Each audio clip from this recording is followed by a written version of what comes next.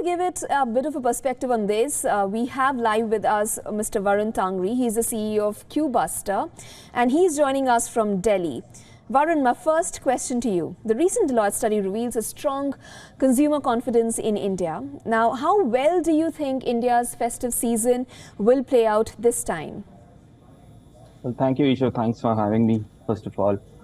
Well, absolutely. I think the Deloitte report, in my opinion, is absolutely bang on right because if you see the GDP growth that we had in the last quarter as well, we are clocking somewhere around 7.2% growth rate, which in comparison to West is really high, and West is really struggling in that, and India maintained a healthy GDP of almost like 7 to 7.2%. So I think because of that growth rate that we are maintaining, and it was better than the quarter in the last year at the same time. So I think because of this maintaining that we have maintained our GDP, perhaps the festive season looks great. And I think I would like to add some reasons why this is happening is because I think it all depends on the environment that we live in today and the exuberance that we have around a lot of activities that is happening in India. Just to add to that, we had an exuberant G20 summit that we just culminated, right? And it showed the Indian might in the global perspective. So I think that adds to the overall environment. Also, like we have a great news coming in from ISRO with Chandrayaan 3, right? And then we have massive infrastructure development that is happening. Very recently launched Yashobhumi Convention Center in Dwarka. Then we had Bharat Mandapam. Then we have your Dwarka Expressway. Then we have Delhi Mumbai Highway, Bharat Mala project, and a lot of that. So, which are the indicators of a really booming economy? And lastly, as you already told, that if you have to become a $5 trillion economy, we have to actually increase our GDP growth rate to almost double the pace. So adding all of those factors in, I think there is a great joy which comes with a lot of positivity in terms of financial spending as well. Also, I think businesses have started to get on track post their COVID phenomena and also post the downturn that we have seen in the economy. I think it's recovering pretty nicely, and I think things are shaping up really well. In the backdrop of this growing positivity, like you mentioned, I want to ask a very important thing here, very interesting rather. What do you think are the specific challenges faced by physical retail stores in the face of India's growing digital footprint as well, and of course the infrastructural constraints? Also, I would like you to tell us, in view of this growing digital footprint, what is the future of physical retail stores?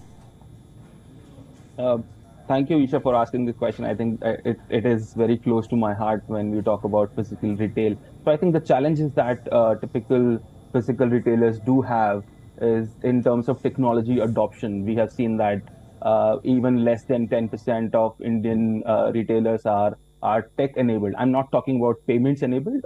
We have done a massive rollout in terms of payments. So yes, payment acceptance has been on the rise, and it's I think prevalent everywhere. But as far as technology adoption for, let's say, billing your customers or do inventory management or do CRM and a lot of such stuff, that is less than 10% of the Indian retailers adopt in today's time. And there is a reason why that has happened is because see, there are a lot of factors because of which a lot of retailers don't opt for technology adoption. One is the cost of hardware, which is really high.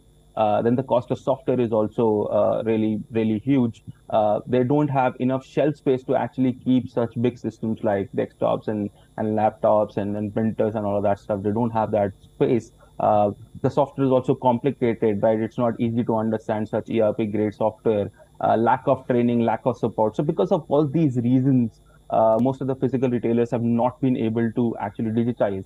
And that's the reason why during festive season, we actually see long queues at retail outlets because they hardly have one counter or two counter at max.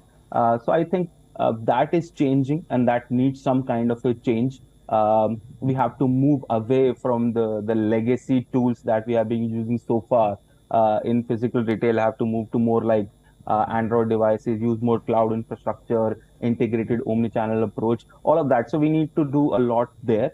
And to come to your second part, which is the growth rate, again, that is also massive. We're seeing markets opening up in beyond 20 or 30 major cities that we are seeing now.